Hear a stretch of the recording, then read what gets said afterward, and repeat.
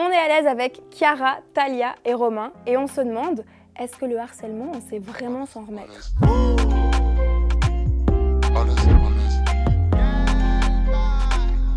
Et la première question que je veux vous poser, c'est peut-être de me raconter dans les grandes lignes votre histoire. Toi par exemple, Romain, je sais que tu es animateur radio chez Typique, mais avant ces heures de gloire, il y a eu des passages plus sombres. Avant qu'on s'amuse, ouais. Non, moi j'ai vécu du harcèlement de mes 8 à mes 12 ans, un truc comme ça, en primaire du coup. Ce qui s'est passé, c'est que j'étais dans une toute petite école de village, on était genre 12 en classe. Donc 12 en classe, si on a décidé qu'il y en avait un où c'était pas ton pote, du coup t'as plus de potes. Tout est parti au milieu de mes primaires, 2 filles qui ont décidé que je puais. Tu puais? Ouais, wow.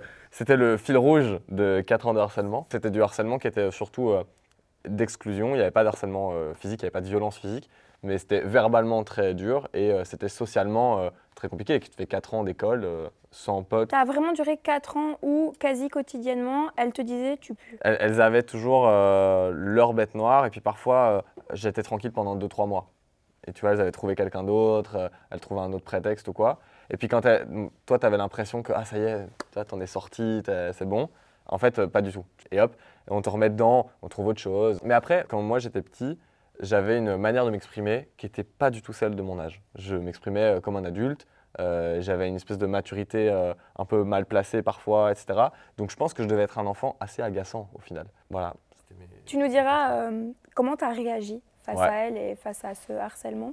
Toi, Chiara, est-ce que tu peux un peu nous parler de ton histoire? En fait, j'en ai un peu eu en primaire, mais genre vraiment un tout petit peu parce que j'étais un peu bouboule, on va dire. Et puis, j'avais pas non plus une masse d'argent, donc je répondais pas aux normes niveau vêtements, niveau chaussures. Enfin, j'avais pas des Nike, j'avais pas ci, j'avais pas ça. Enfin, j'étais vraiment bizarre, genre l'enfant bizarre. Après, en primaire, j'ai aussi fait partie en tant que harceleuse en fait. Un petit moment, mais c'était vraiment question de je voulais être intégrée dans le truc parce qu'on n'arrêtait pas de me rejeter et je le prenais trop mal. Mais après en secondaire, donc c'est vraiment vers ma fin de secondaire, il y a eu un acharnement de ouf sur moi. J'ai jamais compris pourquoi, mais c'était vraiment des trucs en mode t'es une chouin, t'es une connasse, ou bien me mettait dans des groupes, on m'insultait, c'était vraiment des trucs waouh. Et je comprenais pas pourquoi parce qu'il n'y avait pas de trucs déclencheurs pour dire « Allez, toi, je t'harcèle aujourd'hui ». Tu sais, ce qui est intéressant dans ce que tu racontes, pas dans le fait de te faire harceler, c'est que tu as harcelé aussi à un moment donné, donc ça, tu reviendras plus en détail sur ça. Tu nous diras aussi comment tu as réagi. Toi, Talia, c'est quoi ton histoire? J'ai été harcelée à l'âge de 11 ans. C'est d'abord une fille et après c'est devenu un groupe de filles qui m'harcelaient. Mais ça a été physique, ça prenait mon sac, ça jetait dans les couloirs, ça me faisait des petites balayettes. Ah ouais.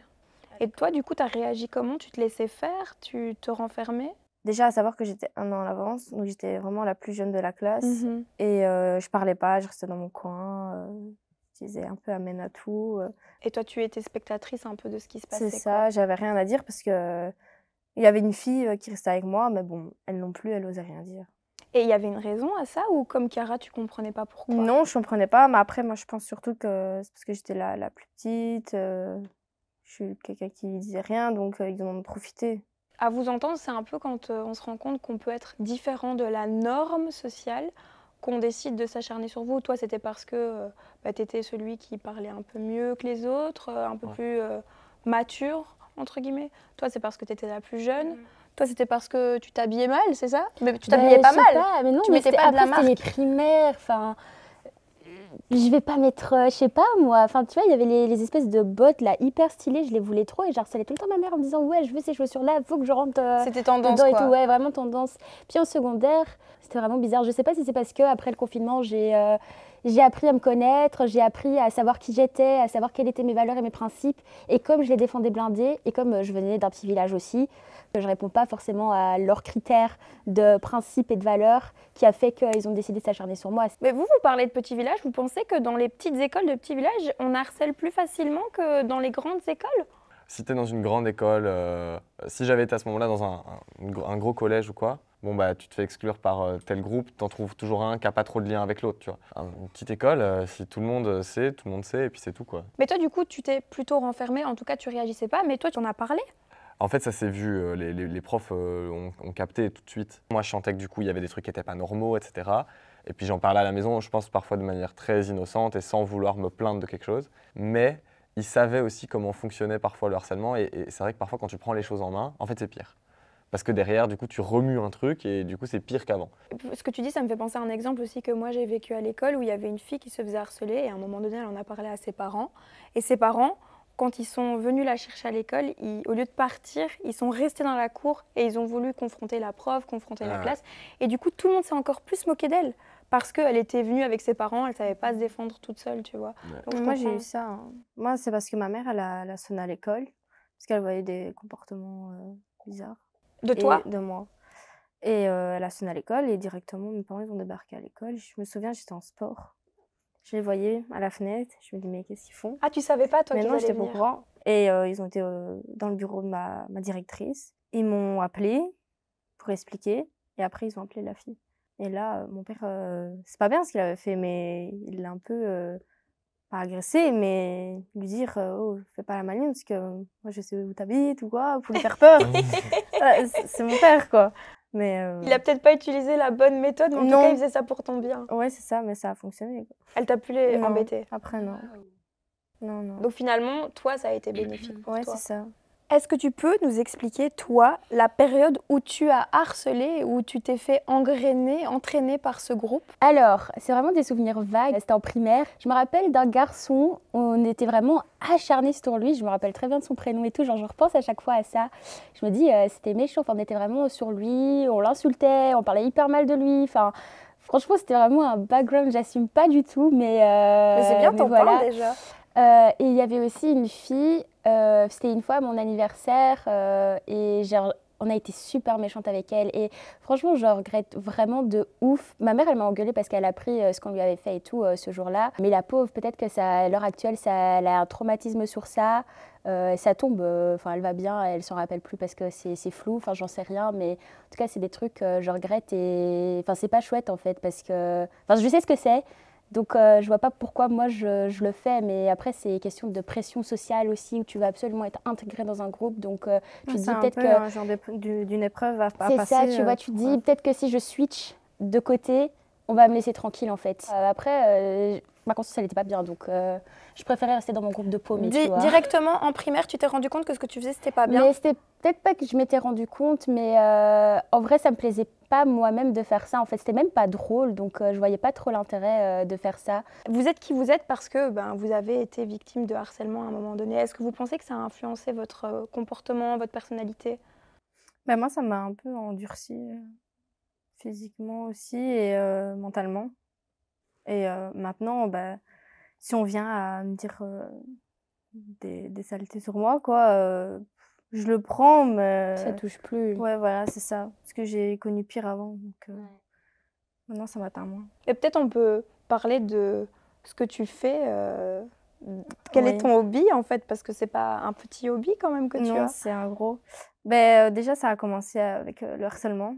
Dès que mes parents ils ont su que j'étais harcelée, ils m'ont trouvé un endroit pour me défendre. Puis je suis arrivée à la boxe thaï. J'ai fait un premier essai et depuis ce jour-là, je suis lancée. Arrête d'être modeste un peu. Elle est championne du monde de boxe thaï, s'il vous plaît. On applaudit. Waouh. Belle revanche. Hein. Belle revanche sur la vie, ouais. C'est vrai. Grâce à la boxe aussi, j'ai attrapé une confiance en moi aussi. Toi, Romain, tu penses que ça a forgé aussi un peu qui tu es maintenant? Ouais, de fou. En fait, il y a un peu ce côté pour prendre une revanche parce que le harcèlement, il a duré jusqu'en secondaire, début secondaire. Et puis secondaire, ça a complètement switché, j'ai changé d'école, etc. Et à partir de ce moment-là, j'ai voulu devenir celui qu'on aimait. C'est pas ça non plus. Hein. À tout prix, tu voulais être la personne personne qu'on le aimait. switch. Mais j'étais en mode, ici, c'est une nouvelle école, c'est page blanche. Il y avait un peu un deal avec moi-même de on laisse plus faire ce qui se passait avant. Donc il faut que les gens m'aiment bien. Ça m'a mené à chaque année prendre un peu plus en aisance et j'étais très à l'aise avec les gens, etc. J'ai fini président réto. Enfin, pour les gens, c'est ridicule, mais pour toi, c'était un achievement. Pour moi, j'étais en mode, ok, donc en fait, en 6e primaire, j'étais au bout du bout, personne m'aimait dans mon école. Et là, les gens, ils ont voté pour moi, pour que je sois président réto, j'organisais des events et tout. Et ça a tourné aussi professionnellement pour qu'en fait, à un moment donné, on me propose de faire de la radio. Et je me dis, oh bah ouais, et puis en fait, je vois que je me débrouille pas trop mal, j'ai des opportunités, donc je monte en grade. Et j'ai toujours ce truc très malsain, mais que je n'arrive pas à retirer. J'espère que les gens du primaire, parfois, ils rentrent dans leur caisse et ils m'entendent à la radio. J'espère que quand ils allument leur télé, ça les fait chier parce qu'il y a ma gueule qui pop comme ça, ils n'avaient pas prévu. Et en fait, c'est vraiment un truc de, ma revanche, c'est, regardez, tout roule. Et ça roule peut-être même mieux que pour vous. Tu crois que tu l'as fait pour toi, ça, ou tu l'as fait pour eux, contre eux? Consciemment, je ne l'ai pas fait pour eux. Mais je pense que j'avais une détermination supplémentaire parce que j'étais en mode, de toute façon, ici, c'est moi qui casse tout et pas l'inverse. Et c'est moi qui réussis et pas les autres. C'est un peu, tu vois, c'est un truc un peu presque de harceleur aussi de se dire il faut que les autres soient en dessous de moi maintenant parce que j'ai trop été en dessous des autres à l'époque. Moi, c'est vraiment le confinement qui m'a aidée. C'est comme si ma vie était en pause. Et là, tu pouvais voir qu'est-ce qui n'allait pas, qu'est-ce que je dois améliorer chez moi, je dois devenir une meilleure personne. J'ai vraiment tout changé parce que je remarquais que mes potes ne me défendaient pas. Genre, on pouvait m'insulter, elles n'allaient rien dire, elles allaient juste C'était pas des potes, être là. Quand je me suis améliorée, c'est devenu pire. Genre, les gens m'aimaient encore moins. Genre, c'était pire, ils m'aimaient vraiment pas. Et je comprenais pas, je me dis, mais wesh, je suis une personne bien là, qu'est-ce qui se passe? Et c'était pire en pire. Après le confinement, ça? Ouais, c'était vraiment de pire en pire. Et à la fin, j'étais vraiment en mode, bon, meuf, de toute façon, tu te casses de ton village, on s'en fout. Fais ta secondaire, termine et ciao. C'est vraiment comme ça. Donc, même si dans la classe, on me disait des dingueries, j'étais vraiment en mode, j'ai décidé de les ignorer. Parce que là, je vais commencer une nouvelle vie. Genre, Bruxelles, ça va être mon nouveau départ. Et je vais être la personne que je suis devenue pendant le confinement, du coup, là, à Bruxelles. Et il n'y aura pas la version de moi avant. Voilà, qui c'est pourront ça. pas être C'est biaisées. ça. Et un peu comme Romain, j'ai eu des super chouettes opportunités. Je suis trop fière de ce qui se passe là dans ma vie à l'heure actuelle. Je suis vraiment en mode, mais regardez-moi seulement, regardez là où je suis. Et je suis trop fière. Vous pensez qu'il y a quoi à mettre en place? Peut-être vous allez me dire rien, c'est un poste, mais pour que ce que vous avez vécu ne se reproduise plus avec personne. Je pense que le but n'est pas de se dire on va trouver un moyen pour que le harcèlement n'existe plus. C'est pas possible, je pense pas. Par contre, faire en sorte qu'il s'arrête plus vite ou faire en sorte que la personne qui est victime de ça, elle soit mieux accompagnée, elle comprenne mieux ce qui lui arrive, ça passe par les écoles. Et ça passe par les écoles et aussi par les parents. Parce que je pense qu'il y a des parents qui ne sont pas formés. Moi, j'avais de la chance, j'avais des parents profs, très pédagogues, très réfléchis. Avoir des directeurs et des directrices d'école qui savent aussi comment agir et comment gérer. Moi, j'ai une directrice d'école, elle a fait une dinguerie un jour. Elle m'a traumatisé. Il faudrait que je la recroise. Mais un jour, on était en classe et je pense que c'était ma dernière année, donc 6e, donc on a 12 ans, donc on est déjà un peu plus âgé. Et donc, la directrice veut intervenir, elle arrive en classe et elle dit bon, prenez tous un papier et tout le monde, vous allez écrire ce que vous reprochez à Romain. Oh, c'est horrible ça. Ah là là Et là. en fait, elle voulait faire quoi? Elle voulait leur montrer que c'était ridicule, que même entre eux, ils n'étaient pas d'accord. Je comprends ce qu'elle voulait faire, mais Elle s'y est mal prise. moi, quoi. j'étais dans une classe entourée de 12 enfants qui écrivent et tu ne sais pas ce qu'ils sont en train de faire. C'était ultra traumatisant et quand je l'ai raconté à mes parents, c'est le seul moment où ils ont vrillé. Non mais moi je veux savoir, ils ont écrit quoi sur leurs feuilles? Ah, j'ai jamais su. Ah, Attends, mais donc, elle a pris les feuilles pour elle? Ouais, j'ai jamais su ce qui était écrit sur les feuilles. Ah, ça, c'est Mais bizarre. a servi Ouais, à quoi? c'est très bizarre C'est à quoi Je le sais but? pas. Moi, je pense que c'est elle qui voulait. Je pense Savoir. qu'ils étaient perdus. Ils voulaient capter, tu vois, ce qui se passait, pourquoi. Mais sauf qu'il n'y a pas de pourquoi. Quand tu harcèles quelqu'un à 11-12 ans, les pourquoi, ils sont ridicules. Et Ils savent même pas justement, eux-mêmes. Le move qu'elle a fait, ça donne l'impression que c'est toi le problème. Ouais. Et que Ah du bah coup, oui, oui. elle voulait comprendre Ouais. c'était quoi comme problème que tu avais. Moi, c'est ça que j'ai ressenti. Est-ce que vous avez pardonné à vos harceleurs à l'heure d'aujourd'hui ou pas? Au jour d'aujourd'hui? Comment on dit? À l'heure d'aujourd'hui ou au jour d'aujourd'hui? Aujourd'hui. Moi, je trouve que c'est important quand même de pardonner ces harceleurs, entre guillemets, du sens où si, entre guillemets, je les avais pas pardonnés, enfin vraiment des grandes guillemets, hein, j'ai pas été dire ouais, je te pardonne pour ce que tu as fait. C'est juste pour avoir ma paix intérieure à moi aussi, pour pouvoir avancer, parce que c'est quelque chose qui s'est passé avant et il faut que j'avance et je peux pas rester coincée sur des trucs comme ça. Donc, ouais, entre guillemets, tu pardonnes. Ça te permet d'avancer, quoi. Moi, c'est oui et non. Oui, parce que je me dis, ça va à l'heure d'aujourd'hui. Au jour d'aujourd'hui. Comment on dit? À l'heure d'aujourd'hui ou au jour d'aujourd'hui? Aujourd'hui. Où j'en suis, c'est quand même grâce à elle. Donc, d'un côté, elle a bien fait, ouais, merci. Mais d'un côté, non. Parce que ce qu'elle a fait, c'est pas bien. Et personne ne doit vivre la même chose qu'on a tous vécu. Non, moi, je pense pas que je pardonne. Je pense que j'ai plus du mépris.